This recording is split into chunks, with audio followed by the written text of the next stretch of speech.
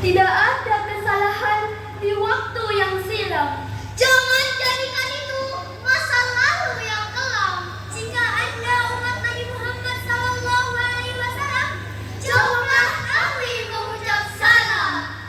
Bismillahirrahmanirrahim. Assalamualaikum warahmatullahi wabarakatuh. Waalaikumsalam warahmatullahi wabarakatuh. Alhamdulillahil muwafiqi lil muhsinin al-huda. Hamdan yuafi birahul mutaqabbila. Wassalatu wassalamu ala nabiyil muhammadil mustafa. Amma ba'du.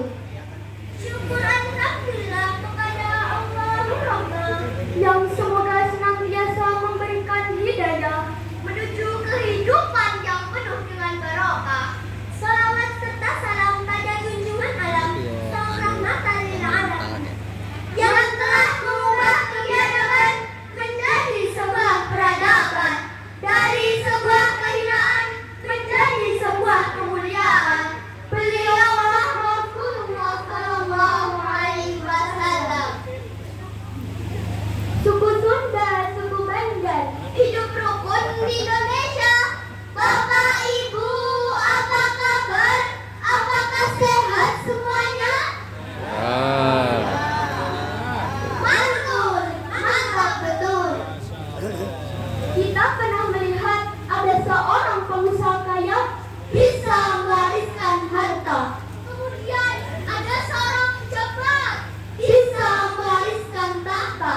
Tapi kenapa ada seorang ayah ahli ilmu, ahli ibadah, anaknya malah maksiat dan tidak taat? Kenapa itu bisa terjadi? Karena iman tak dapat diwarisi dari seorang ayah yang pertama. Ia tak dapat dijual beli. Ia tiada